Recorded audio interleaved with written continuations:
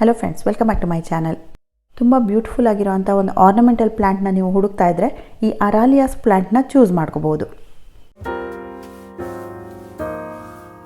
ಇದು ಯಾವ ರೀತಿ ಗಿಡ ಅಂದರೆ, ತುಂಬ ಗಾರ್ಡನ್ ಕೆಲಸ ಮಾಡೋಕ್ಕೆ ಯಾರಿಗೆ ಇಷ್ಟ ಇರಲ್ಲ ಅಥವಾ ಯಾರಿಗೆ ಟೈಮ್ ಇರಲ್ಲ, ತುಂಬ ಈಸಿಯಾಗಿ ಬೆಳೆಯುವಂಥ ಪ್ಲ್ಯಾಂಟ್ ಆಗಿರಬೇಕು, ಅಥವಾ ಹೊಸದಾಗಿ ಗಾರ್ಡನಿಂಗ್ ಸ್ಟಾರ್ಟ್ ಮಾಡೋರು ಕೂಡ ಈ ಪ್ಲ್ಯಾಂಟ್ನ ಚೂಸ್ ಮಾಡ್ಕೋಬೋದು. ತುಂಬ ಕೇರ್ ಮಾಡ್ದೇ ಈಸಿಯಾಗಿ ಬೆಳೆಯುವಂಥ ಗಿಡ ಇದು.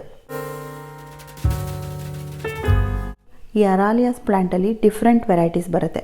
ಚಿಕ್ಕ ಎಲೆಗಳಿರೋವಂಥದ್ದು, ದೊಡ್ಡ ಎಲೆಗಳಿರೋವಂಥದ್ದು, ಎಲೆಗಳ ಕಲರು ಫುಲ್ ಗ್ರೀನ್ ಇರೋವಂಥದ್ದು, ಈ ರೀತಿ ಎರಡು ಮಿಕ್ಸ್ ಆಗಿರೋವಂಥ ವೇರಿಗೇಟೆಡ್ ಇರೋವಂಥ ಎಲೆಗಳು, ಡಾರ್ಕ್ ವೆರೈಟಿ, ಈ ರೀತಿ ತುಂಬ ವೆರೈಟೀಸ್ ಬರುತ್ತೆ. ಈ ಅರಾಲಿಯಾಸಲ್ಲಿ ಈ ರೀತಿ ತುಂಬ ಉದ್ದ ಬೆಳೆಯುವಂಥ ಗಿಡ ಕೂಡ ಬರುತ್ತೆ.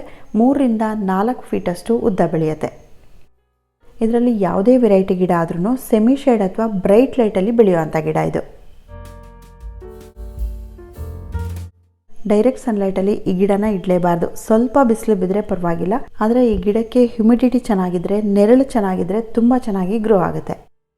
ಹಾಗೆ ಎಲೆಗಳ ಕಲರಲ್ಲಿರೋ ಡಿಫ್ರೆನ್ಸ್ನ ನೀವು ಅಬ್ಸರ್ವ್ ಮಾಡ್ಕೋಬೋದು. ತುಂಬ ನೆರಳಲ್ಲಿಟ್ಟಾಗ ಎಲೆಗಳ ಕಲರು ತುಂಬ ಗ್ರೀನ್ ಆಗಿರುತ್ತೆ. ತುಂಬ ಬ್ರೈಟ್ ಲೈಟಲ್ಲಿಟ್ಟಾಗ ಎಲೆಗಳ ಕಲರು ಗ್ರೀನ್ಗಿಂತ ಜಾಸ್ತಿ ಕ್ರೀಮ್ ಕಲರಲ್ಲಿರುತ್ತೆ. ಈ ಡಿಫ್ರೆನ್ಸ್ನ ನಾನು ಫಾಲಿಯೇಜಸ್ ಪ್ಲ್ಯಾಂಟ್ ವಿಡಿಯೋಗಳಲ್ಲೆಲ್ಲ ಹೇಳ್ತಾನೆ ಇರ್ತೀನಿ. ಈ ಡಿಫ್ರೆನ್ಸ್ನ ನೀವು ವೇರಿಗೇಟೆಡ್ ಎಲೆಗಳಿರುವಂಥ ಗಿಡಗಳಲ್ಲಿ ತುಂಬ ಚೆನ್ನಾಗಿ ಕರೆಕ್ಟಾಗಿ ಅಬ್ಸರ್ವ್ ಮಾಡ್ಕೋಬೋದು. ಈ ಪ್ಲ್ಯಾಂಟ್ ಇಟ್ಟಿರುವಂಥ ಜಾಗದಲ್ಲಿ ದಿನಕ್ಕೆ 2 ಗಂಟೆ ಮಾತ್ರ ಬಿಸಿಲು ಬೀಳುತ್ತೆ. ಹಾಗಾಗಿ ಇದ್ರ ಎಲೆಗಳಲ್ಲಿ ನೀವು ನೋಡ್ಬೋದು ತುಂಬ ಕ್ರೀಮ್ ಕಲರ್ ಇದೆ.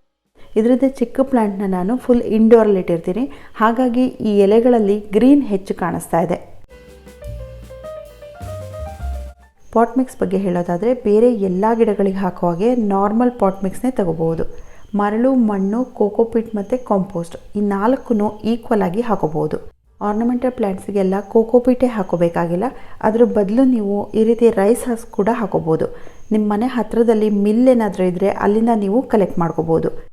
ಕೋಕೋಪಿಟ್ ರೀತಿಯೇ ಈ ಭತ್ತದ ಹೊಟ್ಟು ಕೂಡ ಮಣ್ಣನ್ನು ಪೋರಸ್ ಮಾಡುತ್ತೆ, ನೀರನ್ನು ಸರಾಗವಾಗಿ ಹೋಗೋದಕ್ಕೆ ಹೆಲ್ಪ್ ಮಾಡುತ್ತೆ. ಇದನ್ನು ಮಣ್ಣಲ್ಲಿ ಮಿಕ್ಸ್ ಮಾಡ್ಕೊಳ್ಳೋದ್ರಿಂದ ಮಣ್ಣು ತುಂಬ ಬೇಗ ಗಟ್ಟಿಯಾಗಲ್ಲ. ಹಾಗೆ ಗಿಡಗಳಿಗೆ ಬೇಕಾಗಿರುವಂಥ ಪೋಷಕಾಂಶಗಳು ಕೂಡ ಇದರಲ್ಲಿದೆ.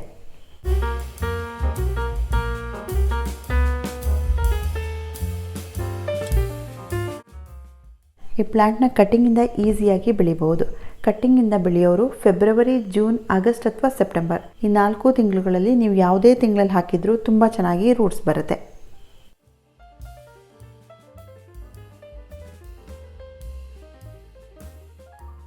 ಪ್ರೊಪಗೇಷನ್ ಮಾಡೋದಕ್ಕೆ ಬರೀ ಕಟ್ಟಿಂಗ್ ಮಾತ್ರ ಅಲ್ಲ, ಬುಡದಿಂದ ಈ ರೀತಿ ತುಂಬ ಗಿಡಗಳು ಬಂದಿರುತ್ತೆ.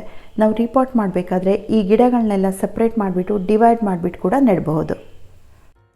ಸಮ್ಮರಲ್ಲಿ ತುಂಬ ಹೀಟ್ ಇರೋದ್ರಿಂದ ತುಂಬ ನೆರಳಿರೋ ಕಡೆನೇ ಈ ಗಿಡನ ಇಡಬೇಕು. ಬೇರೆ ಟೈಮಲ್ಲಿ ಸ್ವಲ್ಪ ಬಿಸಿಲು ಬಿದ್ದರೆ ಪರವಾಗಿಲ್ಲ. ತುಂಬ ಹ್ಯುಮಿಡಿಟಿ ಇರೋವಂಥ ಜಾಗದಲ್ಲಿಟ್ಟರೆ ತುಂಬ ಚೆನ್ನಾಗಿ ಬೆಳೆಯುತ್ತೆ.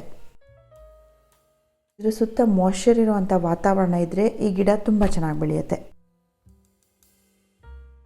ಈ ಗಿಡನ ಔಟ್ಡೋರಲ್ಲಿ ಏನಾದರೂ ಇಟ್ಟಿದ್ರೆ ಒಂದೇ ಗಿಡನ ಇಡಬಾರ್ದು. ಇದು ಸುತ್ತ ಬೇರೆ ಗಿಡಗಳನ್ನ ಇಡಬೇಕು, ಅಥವಾ ದೊಡ್ಡ ಗಿಡಗಳ ನೆರಳಲ್ಲಿ ಅದ್ರ ಮಧ್ಯ ಅಥವಾ ಅದ್ರ ಪಕ್ಕದಲ್ಲಿ ಇಡಬೇಕು. ಸೆಮಿ ಶೇಡಲ್ಲಿ ಬೆಳೆಯೋ ಗಿಡ ಆಗಿರೋದ್ರಿಂದ ನೀರನ್ನು ಡೈಲಿ ಹಾಕಬಾರ್ದು. ಮಣ್ಣು ಡ್ರೈ ಆಗಿರೋದನ್ನ ನೋಡಿಕೊಂಡು ನೀರು ಹಾಕಬೇಕು. ಫರ್ಟಿಲೈಸರ್ ಬಗ್ಗೆ ಹೇಳೋದಾದರೆ NPK ಕೂಡ ಹಾಕ್ಬೋದು. 1 ಲೀಟರ್ ನೀರಲ್ಲಿ 1 ಸ್ಪೂನ್ NPKನ ಮಿಕ್ಸ್ ಮಾಡಿ ತಿಂಗಳಲ್ಲಿ 1 ಸಲ ಹಾಕಬಹುದು. NPK ಹಾಕೋಕ್ಕೆ ಇಷ್ಟ ಇಲ್ಲದೆ ಇರೋರು ಆರ್ಗ್ಯಾನಿಕ್ ಆಗಿರೋಂಥ ಗೊಬ್ಬರನ ಯಾವ್ದು ಬೇಕಾದರೂ ಕೊಡ್ಬೋದು. ಎಪ್ಸಮ್ ಸಾಲ್ಟ್ ಕೂಡ ಸ್ಪ್ರೇ ಮಾಡಬಹುದು. ಮಂತ್ಲಿ ಒನ್ಸ್ ಎಪ್ಸಮ್ ಸಾಲ್ಟ್ನ 1 ಲೀಟರ್ ನೀರಲ್ಲಿ 1 ಸ್ಪೂನ್ ಎಪ್ಸಮ್ ಸಾಲ್ಟ್ ಹಾಕಿ ಸ್ಪ್ರೇ ಮಾಡಿದರೆ ಇದ್ರ ಎಲೆಗಳೆಲ್ಲ ತುಂಬ ಬ್ರೈಟಾಗಿ ಕಾಣಿಸುತ್ತೆ. ಮನೆಯಲ್ಲೇ ಸಿಗುವಂಥದ್ದನ್ನು ಹಾಕೋದಾದರೆ ಅಕ್ಕಿ ತೊಳೆದಿದ್ದ ನೀರನ್ನು ಹಾಕ್ಬೋದು. ಇದರಲ್ಲಿ ಸ್ವಲ್ಪ ಪ್ರಮಾಣದಲ್ಲಿ NPK ಇರುತ್ತೆ. ಇದನ್ನು ಹಾಕೋದ್ರಿಂದ ಕೂಡ ಎಲೆಗಳು ತುಂಬ ಬ್ರೈಟಾಗಿ ಕಾಣಿಸುತ್ತೆ, ಹೆಲ್ದಿಯಾಗಿ ಬೆಳೆಯುತ್ತೆ. ಅಕ್ಕಿ ತೊಳೆದಿದ್ದ ನೀರನ್ನು 1 ವಾರ ಬುಡಕ್ಕೆ ಹಾಕಿದರೆ 1 ವಾರ ಎಲೆಗಳ ಮೇಲೆಲ್ಲ ಸ್ಪ್ರೇ ಮಾಡಬಹುದು. ಇದಿಷ್ಟು ಬಿಟ್ಟರೆ ಈ ಗಿಡಕ್ಕೆ ಹೆಚ್ಚು ಕೇರ್ ಮಾಡೋದಿರಲ್ಲ. ಎಲೆಗಳು ಏಜ್ ಆಗ್ತಾ ಆಗ್ತಾ ಎಲ್ಲೋ ಆಗ್ತಾ ಬರುತ್ತೆ, ಕೆಳಗಡೆಯಿಂದ ಎಲ್ಲೋ ಆಗ್ತಾ ಬರುತ್ತೆ. ಆ ಎಲ್ಲೋ ಆಗಿರೋ ಎಲೆಗಳನ್ನೆಲ್ಲ ಕ್ಲೀನ್ ಮಾಡ್ತಾ ಇರಬೇಕು. ಈ ಅರಾಲಿಯಾದಲ್ಲಿ ಚಿಕ್ಕ ಪ್ಲ್ಯಾಂಟ್ಗಳನ್ನ ಟೇಬಲ್ ಟಾಪ್ ಪ್ಲ್ಯಾಂಟ್ಸ್ ಆಗಿ ಕೂಡ ಯೂಸ್ ಮಾಡ್ಕೋಬಹುದು. ಟೀಪಾಯ್ ಮೇಲೆ, ಸ್ಟಡಿ ಟೇಬಲ್ ಮೇಲೆ ಅಥವಾ ವಿಂಡೋ ಸೈಡ್ ಕೂಡ ಇಟ್ಕೋಬಹುದು. ಇಂಡೋರಲ್ಲಿ ಇಡುವಂಥ ಪ್ಲ್ಯಾಂಟ್ಸ್ಗೆ ಮಣ್ಣು ಕಾಣಿಸದೇ ಇರೋ ಥರ ಮಣ್ಣನ್ನು ಕವರ್ ಮಾಡೋದಕ್ಕೆ ಯಾವುದರಿಂದನಾದರೂ ಮಲ್ಚಿಂಗ್ ಮಾಡಲೇಬೇಕು.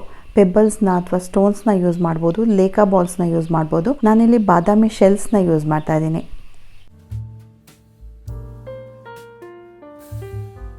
ಸೊ ಫ್ರೆಂಡ್ಸ್, ಈ ಅರಾಲಿಯಾ ಗಿಡನ ಹೊಸದಾಗಿ ಗಾರ್ಡನಿಂಗ್ ಸ್ಟಾರ್ಟ್ ಮಾಡಿರೋರು ಅಥವಾ ಸ್ಟೂಡೆಂಟ್ಸ್ ಕೂಡ ಇದನ್ನು ಬೆಳಿಬೋದು. ಹೆಚ್ಚು ಕೇರ್ ಇಲ್ದೇ ತುಂಬ ಈಸಿಯಾಗಿ ಬೆಳೆಯುವಂಥ ಗಿಡ ಇದು.